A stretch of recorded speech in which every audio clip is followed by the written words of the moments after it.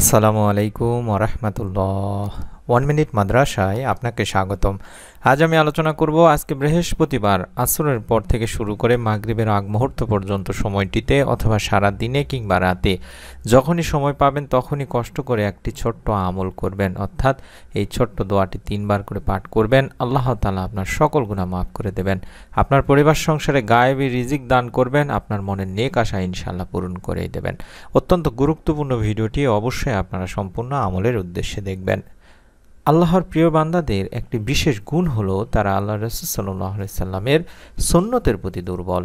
তাই যত কষ্টই হোক না কেন তারা বিশেষ দিনের সুন্নত পালনে তৎপর হয়ে ওঠেন। আর প্রিয় নবী বিশ্বনবী সাল্লাল্লাহু আলাইহি ওয়াসাল্লাম এই বৃহস্পতিবারের বিশেষ কিছু নফল ইবাদতে মনোনিবেশ হতেন। এর মধ্যে প্রধান আমলটি হলো রোজা। রাবিয়া ইবনুল গাজ রহমতুল্লাহি আলাইহি হতে বর্ণিত, তিনি আয়েশা রাদিয়াল্লাহু তাআলা আনহার কাছে আল্লাহ রাসূল সাল্লাল্লাহু আলাইহি সাল্লামের রোজার ব্যাপারে জিজ্ঞাসা করেন।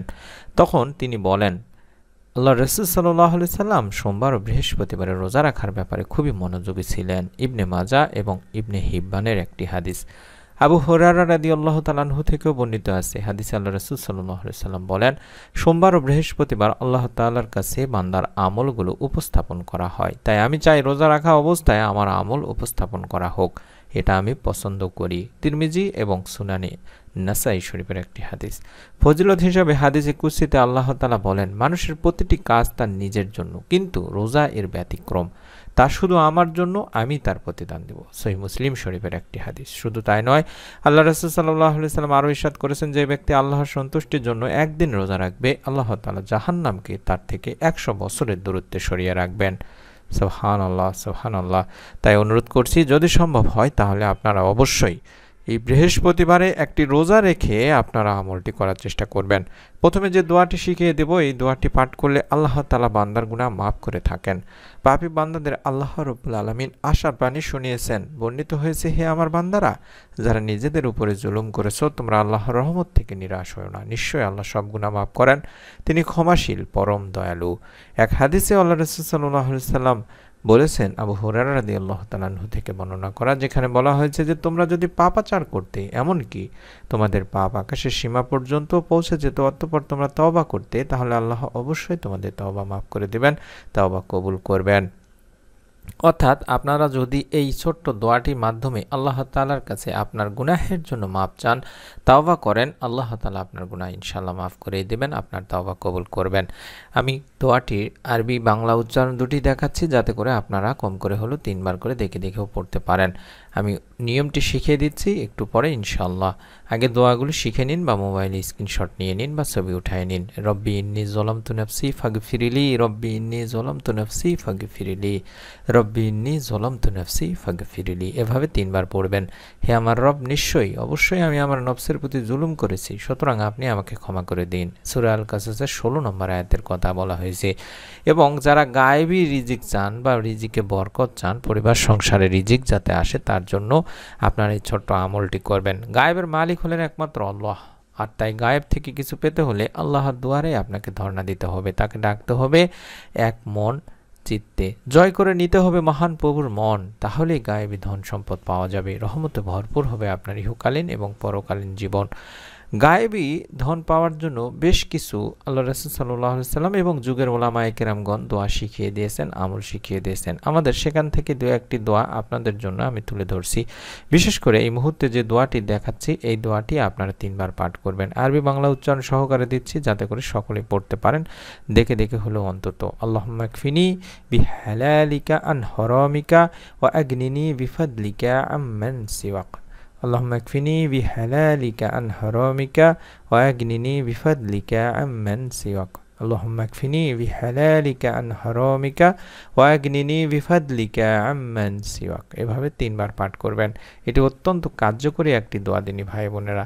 এই দোয়াটি যারা পাঠ করছেন তারা আল্লাহ তাআলার অশেষ মেহেরবানিতে তাদের ঋণ মুক্তির কোনো না কোনো একটা ব্যবস্থা হয়েছে, পরিবারে আল্লাহ তাআলা রিজিকের কোনো না কোনো একটা ব্যবস্থা করে দিয়েছেন।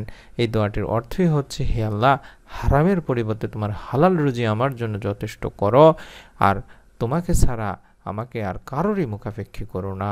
এবং নিজ অনুগ্রহের দ্বারা আমাকে সচ্ছলতা দান করো। সুবহানাল্লাহ, অত্যন্ত চমৎকার একটি দোয়া।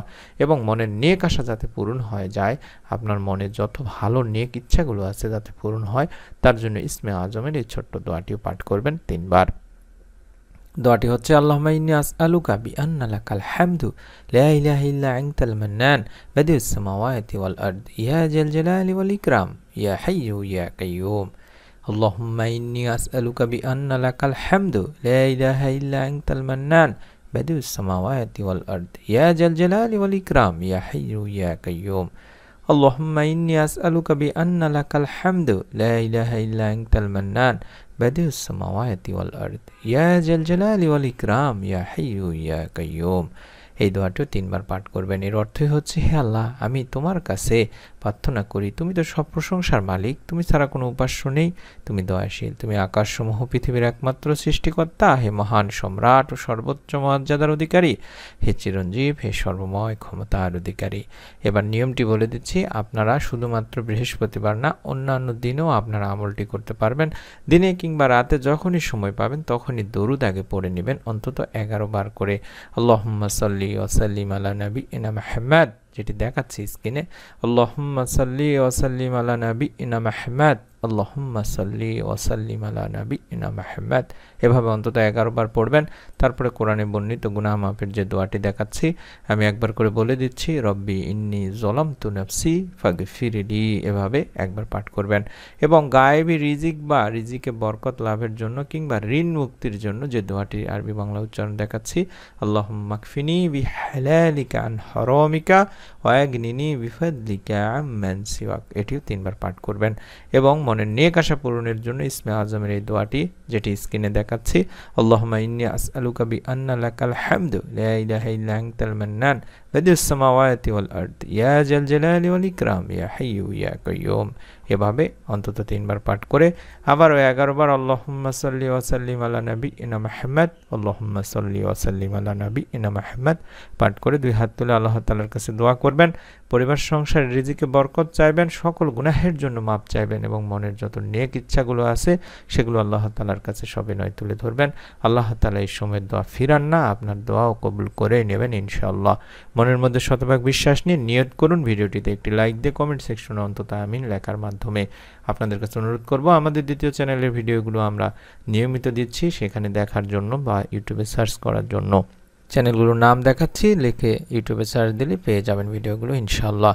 আপনাদের জন্য আমরা নতুন ভিডিওগুলো যেগুলো তৈরি করেছি সেগুলো যাতে দেওয়ার সঙ্গে সঙ্গে আপনারা আপনাদের মোবাইলে পেয়ে যান, তার জন্য অবশ্যই চ্যানেলটি সাবস্ক্রাইব করে বেল বাটনটি অন করে রেখে দিন। সকলে ভালো থাকুন, সুস্থ থাকুন। আসসালামু আলাইকুম ওয়া রাহমাতুল্লাহ।